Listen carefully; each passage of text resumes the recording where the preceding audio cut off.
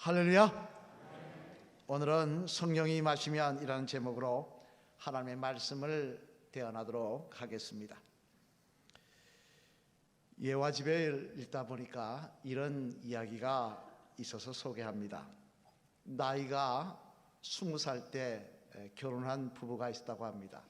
나이가 20살 때 결혼했으면 굉장히 일찍 결혼한 거죠. 그죠? 그렇게 30년을 살아서 이제 50살 동갑내기 부부가 있었다는 것입니다. 근데 이 30년 동안 열심히 이제 살아온 모습을 보고는 하나님께서는 기뻐하셔서 그들에게 특별한 선물을 준비하셨다고 하는데요. 그 선물이 무언가 하니 각자 소원을 하나씩 들어주는 것이었다고 합니다. 만약에 여러분에게 하나님께서 나타나셔서 오늘 너 잘 살았다, 한 50년, 40년 잘 살았다, 30년 잘 살았다, 너 소원이 뭐냐 물으시면 여러분 뭐라고 대답하시겠습니까? 나름대로 소원이 다 계실 것입니다만 이 부부에게도 하나님께서 소원을 물어보시고는 이제 준비하라 그러시고는 나타나셔서 먼저 아내에게 묻습니다. 너 소원이 뭐냐? 그러니까 아내의 소원은 이야기하기를, 제가 생각해 보니까 제 남편하고 30년 동안 제대로 여행도 많이 다니지 못했습니다. 우리 네 회가 함께 세계 일주하는 게 소원입니다. 그러더라는 것입니다. 그러니까 하나님께서 알았다 그러시며 세계 일주 여행권을 주셨다는 거예요. 부부가 같이 갈 수 있는. 이제 남편의 차례가 되었습니다. 그러자 남편은 먼저 하나님께 뭐라고 이야기를 하냐 하니까 하나님 미안하지만 아내가 없는 자리에서 소원을 말하면 안 되겠습니까? 라고 이야기를 하더라고요. 그러니까 부인이 좀 없는 자리에서 이야기를 하고 싶다는 거죠. 그렇게 하라고 그래, 아내를 나가라 했다는 거예요. 너 소원이 뭐냐? 그러니까 겸연쩍게 웃으면서 그러더라는 겁니다. 나보다 나이가 30살 아래인 여자와 살고 싶습니다. 그러더라고요. 남자가 다 이런 건 아닙니다. 자, 30년 동안 살았는데 이제 50이 되었는데 30살 좀 젊은 여자랑 살고 싶다는 거예요. 그건 무슨 이야기입니까? 아내를 버리고 20대랑 살고 싶다는 이야기죠. 20살 날 아가씨랑 살고 싶다는 이야기죠. 참 뻔뻔한 이야기입니다만 그래도 하나님은 약속을 하셨습니다. 소원을 들어주시겠다고. 이거 뭐라고 해요? 어떻게 해야 되겠습니까? 그래서 하나님께서는 알겠다 하시고는 어떻게 하시냐니까 참 현명하신 것 같아요. 남자의 나이를 80세로 만들어줬다는 것입니다. 자, 남자의 나이가 80세가 되면 아내는 몇 살입니까? 50세. 그럼 몇 년 차입니까? 30년 차입니다. 자, 해결해 주신 겁니다. 우스개 이야기입니다만 사람은 누구나 나름대로 다 각자의 소원이 있습니다. 그죠? 여러분도 다 소원이 있을 것입니다만, 그런데 오늘 본문의 말씀에 보면 놀랍게도 우리들에게만 소원이 있는 것이 아니라 예수님에게도 소원이 있다고 말씀을 하고 계십니다. 오늘 본문 8절 말씀 앞을 보시며 한번 같이 읽어보실까요? 시작. 오직 성령이 너희에게 임하시면 너희가 권능을 받고 예루살렘과 온 유대와 사마리아와 땅끝까지 이르러 내 증인이 되리라 하시니라. 아멘. 무슨 말씀입니까? 예수님의 소원을 예수님께서 마지막 승천하시면서 부활하시고 40일 동안 이 땅에 계시다가 이제 마지막 승천하시면서 그 소원을 말씀하고 계신데 그 소원이 뭐냐? 땅끝까지 이르러 내 증인이 되는 것이다 라고 말씀하고 있더라는 거예요. 무엇에 대한 증인입니까? 예수님이 하나님의 아들이시라는 사실, 또 예수님이 죽음을 이기고 부활하신 그리스도라는 사실, 이 사실에 대해서 우리가 증인이 되길 원하신다라고 말씀하고 있더라는 거예요. 여러분, 예수님께서 이 땅에 33년을 계셨는데요. 30년이죠? 30년 계시고 40일 계셨는데 그 30년 세월이 끝나고 40일 세월이 끝나고 승천하시면서 마지막으로 하신 말씀이니 얼마나 예수님의 간절한 소원이 그 안에 담긴 게 있겠습니까? 이는 우리가 보지 않아도 알 수 있는 이유이고 또 예수님이 그것을 이루어주길 간절히 우리에게 원하고 계시다는 것입니다만, 그러면서 우리에게 뭐라고 말씀하시느냐? 이를 위해서 성령을 우리에게 보내주시겠다라고 말씀하고 계시더랍니다. 즉 증인의 삶을 우리가 살아야 되기를 원하시는데 그 삶을 그냥 살 수 있는 것이 아니라 성령을 받아야만 살 수 있다라고 하시며 성령을 보내주시겠다고 말씀하고 계시더라고요. 그러면 여러분, 왜 성령을 받아야, 도대체 성령을 받으면 어떤 역사가 일어나기에 예수님께서는 우리들에게 정인의 삶을 살라고 하시면서 성령을 보내주시겠다고 말씀하고 계신 것일까요? 바라기로는 이 말씀을 통해 저와 여러분 모두 성령 충만함을 받아 증인의 삶을 살아가시는 귀한 주의 성도들, 예수님의 마음을 시원하게 해드리는 주의 성도들 되시기를 주님의 이름으로 축원합니다. 그러면 성령을 받으면 도대체 어떤 역사가 일어나기에 우리가 예수 그리스도를 담대히 전하는 일을 감당할 수 있는 것일까? 그 내용을 한번 생각해 보면요, 먼저 첫째로 앞을 보시며 같이 한번 읽어보시겠습니다. 시작. 성령이 우리에게 임하시면 우리가 하나님이 주시는 권능도 받기 때문입니다. 아멘. 성령을 받으면 어떤 역사가 일어난다고요? 하나님이 주시는 권능도 받기 때문에 그렇다는 것입니다. 오늘 보면 8절 말씀 다시 한번 같이 읽어보시겠습니다. 시작. 오직 성령이 너희에게 임하시면 너희가 권능을 받고 예루살렘과 온 유대와 사마리아와 땅끝까지 이르러 내 증인이 되리라 하시니라. 아멘. 여기 보면 말씀하십니다. 오직 성령이 너희에게 임하시면, 성령을 받게 되면, 하나님의 거룩한 영을 받게 되면 그 다음에 또 따라오는 게 있는데 뭐가 따라온답니까? 권능도 따라온다는 것입니다. 권능도 받게 될 것이라는 겁니다. 권능이 뭡니까? 다른 말로 하면 권능은 능력이라는 뜻입니다. 하나님의 능력도 받게 된다는 거예요.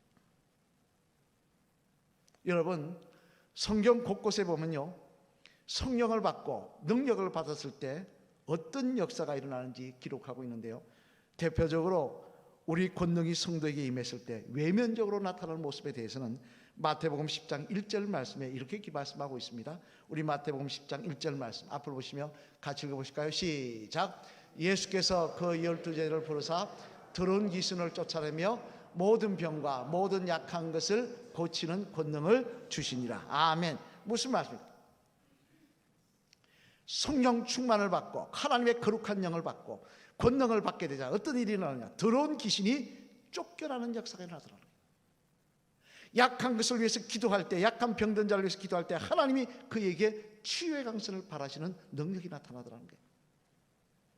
여러분, 이 말씀처럼요, 빌립보의 귀신 들린 여자아이를 사도벌이 나가서 예수 이름으로 물러가라 할 때 떠나가는 역사가 일어났습니다. 또 병든 자를 베드로가 치유했을 때, 기도했을 때 그가 일어나는 역사가 일어났습니다. 이는 이분들뿐만 아닙니다. 저와 여러분들도 우리가 예수 그리스도를 믿고 성령 충만함을 받으면, 권능을 받으면 우리가 가까이 갔을 때, 다가갈 때 귀신 들린 자가 견디지 못하고 떠나가는 역사가 일어날 줄로 믿습니다. 저는 그것을 보았습니다. 저도 경험했고요. 보았습니다. 저는 목사니까 그러다 칠지 몰라도 과거 제천에 시골에 있을 때 조그마한 어린아이 하나, 황시성을 가진 아이, 그 아이 예수님 믿고 교회 나오던 아이인데 용왕 무당 와서 굿한다고 믿는 사람 전부 나오지 못하라고 했는데 그 아이 혼자 부귀한다고 나와 있었는데 실이 안 내리는 거예요. 귀신이. 무당이 1시간, 2시간, 3시간 뻘뻘 흘리면서 하다가 안 되니까 계속 무슨 여기 예수 믿는 사람 있냐고, 없다고, 다 없다고 하니까 하다도 안 되니까 그 꼬맹이, 교회 나가는 꼬맹이 걔 발견하고 혼내고 내보내고 걔 울려서 집에 보내고 나니까 무당이 굿이 되더라는 거예요.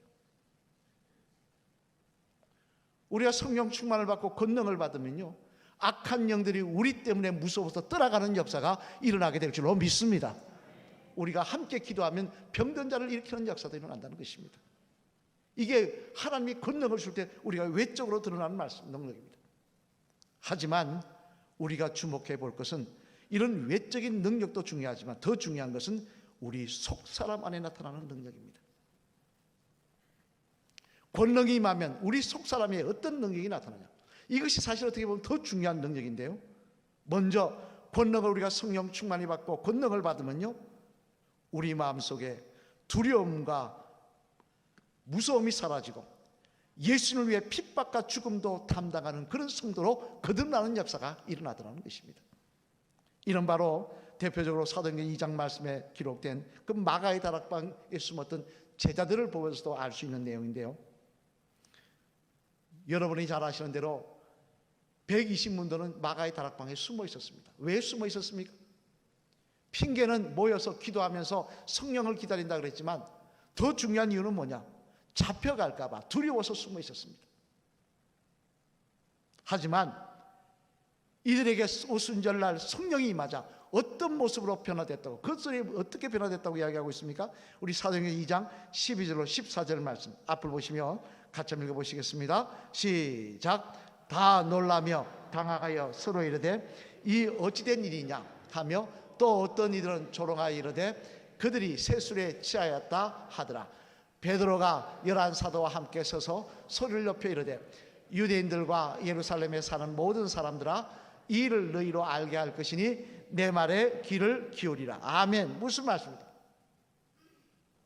얼마 전까지 두려워 떨면서 마가의 다락방에 떨려서 잡혀갈까 봐 두려워하던 이들이 성령을 받고 권능을 받자 담대히 나가 복음을 전하더라는 거예요. 상황은 바뀐 게 없습니다. 여전히 잡아가려고 눈이 뻘겋습니다. 그런데도 담대히 나가 복음을 전하더라는 거예요. 그 모습을 바라보고 세상 사람들이 뭐라고 해요? 예루살렘 사람들이 뭐라고 이야기했느냐? 저들이 제정신이면 저렇게 하지 않을 것이다. 지금 잡아가려고 하는데 누가 나서서 나 잡아가라 그러고 예수 복음을 전하겠느냐? 저거는 분명히 술에 취해서, 제정신이 아니고 술에 취해서 그럴 것이다.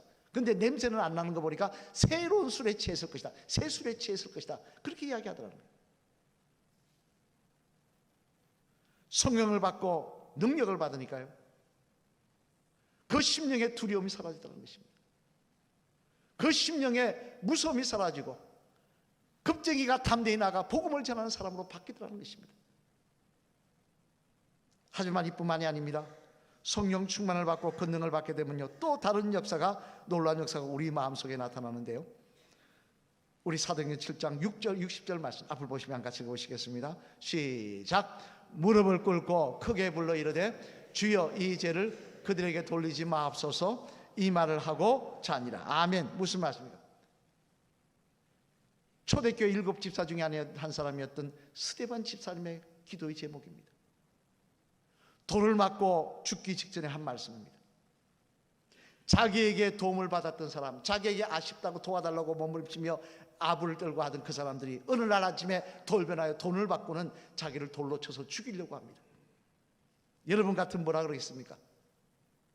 이 배은망덕한 인간들아, 너희가 그렇고도 복받기를 원하냐? 하나님 저들을 심판해 주시옵소서. 저만 죽기 억울합니다. 저들을 죽여주시옵소서 했어야 될 텐데, 스데반 집사님 뭐라고 이야기하느냐? 저들의 죄를 그들에게 돌리지 마옵소서, 용서해달라고 기도하고 있더라는 것입니다.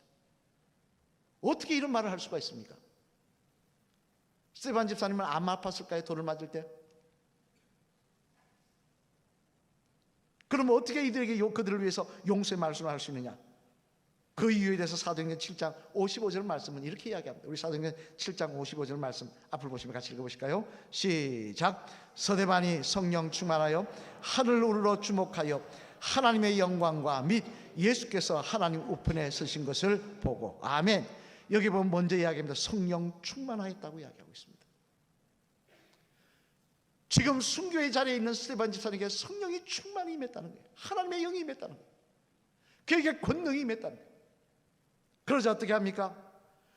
하나님의 놀라운 사랑이, 용서의 사랑이 그에게 임하여서 그가 용서하며 그들을 위해서 사죄를 구하는 그런 기도를 드리는 사람으로 바뀌어지게 되더라는 것입니다.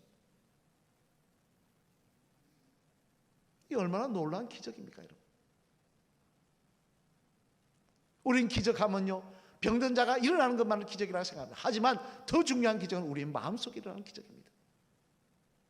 용서하지 못할 사람을 용서하고요, 두려워할 것을 두려워하지 않고요. 그래서 갈라디아서 5장 22절 23절 말씀해 보면요, 성령과 함께 권능을 받았을 때 우리 마음속에 일어나는 일들에 대해서 이렇게 말씀하십니다. 우리 갈라디아서 5장 22절 23절 말씀 앞을 보시면 같이 읽어보시겠습니다. 시작. 오직 성령의 열매는 사랑과 희락과 화평과 오래 참음과 자비와 양성과 충성과 온유와 절제니 이 같은 것을 금지할 법이 없느니라. 아멘. 무슨 말씀입니까? 성령이 우리에게 임하시면, 그래서 권능을 받게 되면 우리의 마음속 사람이 변화되어서 사랑의 열매와 희락의 열매와 화평의 열매와 인내의 열매와 온유와 절제의 열매가 맺히는 역사가 일어나게 되더라는 것입니다. 여러분, 우리가 만약에 예수님 믿는다고 하면서도요, 우리 속사람이 거듭나지 못하고 옛사람 모습 똑같은 모습으로 있다면 우리가 어떻게 전도할 수 있겠습니까? 어떤 분 그러더라고요. 남편 전도하니까 그 인간 미워서 전도할 수 없다 그러더라고요. 난 다른 사람 다 용서해도 저 인간은 용서가 안 된대요. 전에 있던 교회 권사님한테 들었던 이야기입니다. 우리가 그런 모습으로 어떻게 내 가족을 전도할 수 있을까요? 어떻게 내 친구를 전도하면 내 이웃을 전도할 수 있을까요? 절대 할 수 없는 것입니다. 우리가 마음에 미움과 분노와 시기와 질투가 가득 있으면 절대 다른 사람 전도할 수 없는 것입니다. 우리의 속사람이 성령의 권능으로 변화되어서 우리의 속사람이 변화되는 역사가 일어날 때 우리는 미운 사람이라도 그를 용서하며 그를 위해서 기도해 주게 될 것이고, 그가 볼 때 세상 사람과 똑같지 않은 반응을 보이며 그 자신을 위해 기도하는 우리를 통하여 그 영혼이 변화되어 주님 앞에 돌아오는 역사가 일어나게 될 줄로 믿습니다. 오늘 예수님은 이하 말씀하십니다. 우리 오늘 보면 8절 말씀 앞을 보시면 같이 읽어보실까요? 시작. 오직 성령이 너에게 임하시며 너희가 권능을 받고 예루살렘과 온 유대와 사마리아와 땅끝까지 이르러 내 증인이 되리라 하시니라. 아멘. 무슨 말씀입니까? 성령을 받으면 권능도 같이 받게 될 것이라는 것입니다.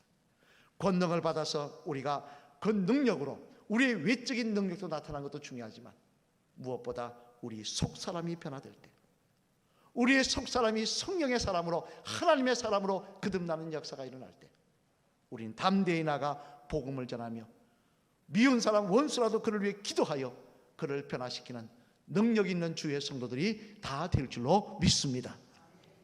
바라기는 진정 성령과 함께 마시는 권능을 받아 우리의 속사람이 변화됨으로 말미암아 주님의 증인의 삶을 살아가시는 능력 있는 주의 성도들 다 되시기를, 정말 저 사람 예수 믿고 교회 나가더니 변했다고, 당신 정말 변했다고, 당신 정말 예수님 사랑받다고 그 말씀을 성령의 능력으로 듣게 되시는 저와 여러분 되시기를 주님의 이름으로 간절히 축원을 드립니다. 둘째로는 또한 성령이 우리에게 임하시면 어떤 일이 나기에 우리가 증인의 삶을 살 수 있느냐. 같이 읽겠습니다. 시작. 성령이 우리에게 임하시면 우리가 하나님이 주시는 부활의 신앙도 받기 때문입니다. 뭘 받는다고요? 부활의 신앙도 받기 때문입니다. 오늘 본문 뒤인 사도행전 4장 19절 말씀 앞을 보시며 한번 같이 읽어보시겠습니다. 시작.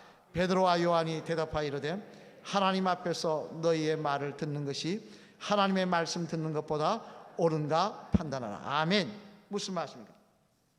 이는 사내들인 공회, 즉 예수님에게 사형을 선포했던 그곳에 베드로와 요한이 잡혀갔을 때 이야기입니다. 얼마 전에 그 자리에서 예수님께 사형 선고를 했던 곳입니다. 이제 베드로와 요한을 죽이려고 데리고 와서 신문하는데 그들이 뭐라고 이야기하느냐? 복음 전하지 말라 그러니까 우리는 복음 전하겠다는 거예요. 우리는 예수님이 구주이심을 전하겠다는 거예요. 어떻게 이룰 수 있습니까? 그런데 이 모습은 비단 여기 있을 뿐만 아닙니다. 베드로는 여러분 잘 아시는 대로 네로 황제 때 아내와 함께 십자가에 거꾸로 못 박혀 죽습니다. 그때도 부인하라고 했을 때 끝까지 부인하지 않고 이렇게 고백합니다. 어떻게 이룰 수 있습니까? 성령의 능력으로 권능을 받아 속사람이 변화된 것도 있습니다. 하지만 또 하나 성령이 임하자 그들에게 어떤 역사가 일어났냐? 바로 부활의 신앙이 들어왔기 때문이었습니다. 나도 주님과 함께 부활할 것이라는 것입니다. 죽음이 끝이 아니라 나도 이 죽음 다음에 영원한 생명이 기다리고 있고 그 다음에 주님과 함께 부활할 것이라는 그 신앙이 그의 마음에 임하였기 때문에 그는 이렇게 담대하게 말할 수 있었던 것이고 이렇게 담대하게 복음을 전할 수 있었던 것입니다. 여러분 잘 아시는 주기철 목사님 아실 거예요. 우리 주기철 목사님 사진 볼까요? 한번 잘 아시죠? 이 주기철 목사님, 그분은 옥중에 갇혀서 마지막 순교하는 순간까지도 복음을 전하셨던 위대한 믿음의 선구자입니다. 같이 있었던 공산주의자는요, 예수님 끝까지 복음을 전하는 모습을 보고, 그는 천국을 안 믿으니까 천국에 대한 이야기를 듣고 참 당신이 부럽다라고 이야기까지 들었던 그런 분이십니다. 그런데 놀라운 것은요, 이 주기철 목사님 처음부터 믿음이 좋은 사람은 아니었다는 거예요. 우리는 이런 주기철 목사님은 순교할 정도의 믿음이었으니 처음부터 믿음이 좋고 우리하고 다른 믿음의 사람일 거라 생각하는데, 그는 그렇지 않았다는 거예요. 오산학교 다닐 때요, 그의 고백에 의하면, 주기철 목사님의 고백에 의하면 오산학교 다닐 때 그 젊은 시절에 토요일마다 나가서 술 마셨다고 합니다, 친구들하고. 그리고 새벽 3시 늦게까지 술 마시다 들어오고 그랬다는 거예요. 그런 거였는데 어떻게 변화됐냐? 김익두 목사님의 부흥에 참석했다가 변화됐다는 것입니다. 김익두 목사님이 부흥회 하시면서 뭐라고 하느냐, 그날 설교 제목이 성령 받고 거듭나야 한다는 제목이었습니다. 말씀을 들었습니다. 성령을 받아야 된다고, 그래 너에게 바른 신앙이 있다고 이야기하는 말씀을 듣고, 그는 그 말씀 은혜를 받고는 간절히 기도했다고 합니다. 그런데 그 기도하는 중에 성령의 임재를 체험했다고 합니다만, 그 이후에 목사님은 그의 글에서 이렇게 고백합니다. 그날의 고백의 내용에 대해서 이렇게 들어보십시오. 성령의 임재를 경험하는 순간 나는 지금까지 희미하게 안개 속을 걷던 것 같았던 내 마음이 활짝 그치고 밝은 태양빛을 보는 것 같았습니다. 이제 나는 나를 위해 돌아가신 주님이 내 속에 거하심을 믿게 되었고, 나도 부활할 것임을 믿게 되었습니다. 나에게도 영원한 천국이 기다리고 있음을 믿게 되었습니다. 그는 그렇게 고백했습니다.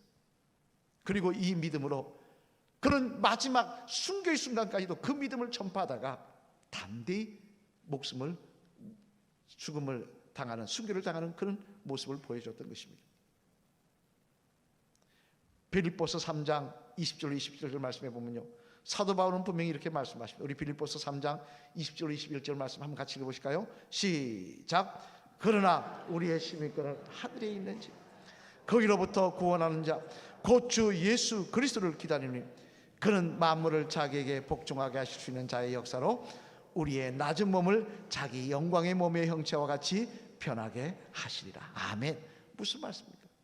부활에 대한 말씀입니다. 우리가 이 땅에 오면 언젠가 한 분은 죽습니다. 여러분, 우린 다 죽습니다. 그러나 그것이 끝이 아니라는 거예요.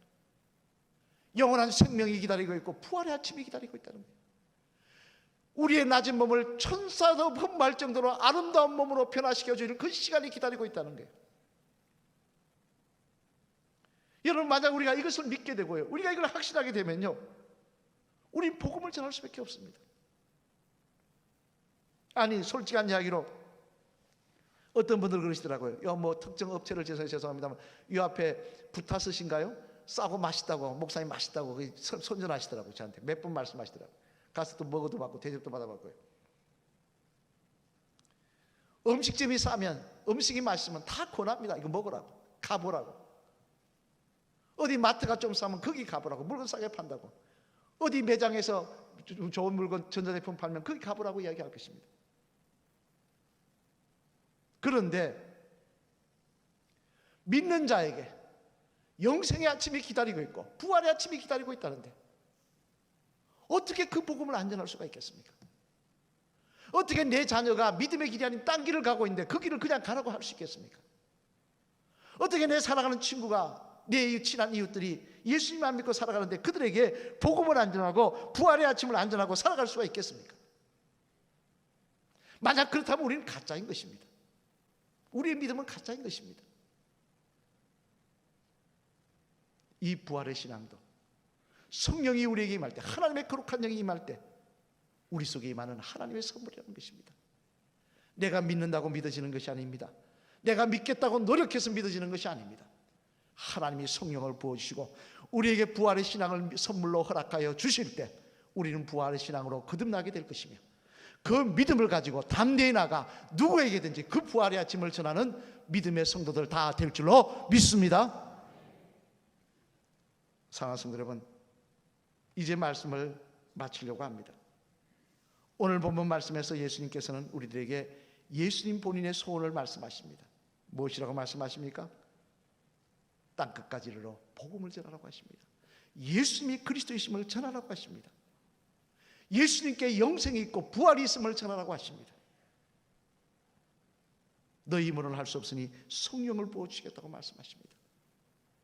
바라기는 이 아침 주님께서 허락하신 성령, 사모하는 자에게 허락하시게 주시겠다고 하는 그 성령, 하나님의 그 거룩한 영을 사모하시는 저와 여러분 되시기를 주님의 이름으로 축원합니다. 우리가 그 성령을 받을 때 권능을 받아 우리의 속사람과 우리의 외사람이 변화되는 역사가 일어나게 될 줄로 믿습니다. 또 그 성령을 충만히 받을 때 우리에게 부활의 아침이 믿어지고 그 믿음으로 나가 담대히 복음 전하는 역사가 일어나게 될 줄로 믿습니다. 우리 마지막 상 따라 하실까요? 집사님의 소원만 이루어지길 바라지 마시고 예수님의 소원도 이루어지기 위해 전도하시는 성도님 되시길 바랍니다. 아멘. 다시 하겠습니다. 이를 위해 성령을 충만히 받으시길 바랍니다. 이를 위해 성령을 충만히 받으시길 바랍니다. 할렐루야. 누가복음 11장 13절 말씀해 보면요, 주님은 우리에게 이렇게 말씀하십니다. 한번 같이 앞으로 읽어보실까요? 시작. 너희가 악할지라도 좋은 것을 자식에게 줄 줄 알거든 하물며 너희 하늘 아버지께서 구하는 자에게 성령을 주시지 않겠느냐 하시니라. 아멘. 이 말씀이 어떤 말씀이냐? 두드려라 그럼 열릴 것이요, 구하라 그럼 찾을 것이요 라는 말씀의 결론 부분입니다. 우린 그 구하는 것이 내 소원 구하는 걸 아는데 아닙니다. 그 말씀의 끝부분이 마태복음 빠졌습니다. 누가복음은 거기 들어가 있습니다. 성령을 주시지 않겠냐 말씀하십니다. 오늘도 소망하며 기도하며 나아갈 때 하나님은 우리에게 성령을 부어주실 것입니다. 우리에게 성령의 권능, 성령과 함께 권능도 주실 것이고 성령과 함께 부활의 신앙도 허락하여 주실 것입니다. 그 믿음으로 담대히 나가 예수님의 소원을 들어드리는 복음의 정인들 삶을 살아가시는 저와 여러분 되시기를, 오늘도 우리를 통하여 더 많은 사람들이, 죽음의 길을 걷고 있는 사람들이 주님 앞에 들어와 생명의 길을 걷는 역사가 일어나시기를 주님의 이름으로 간절히 축원을 드립니다.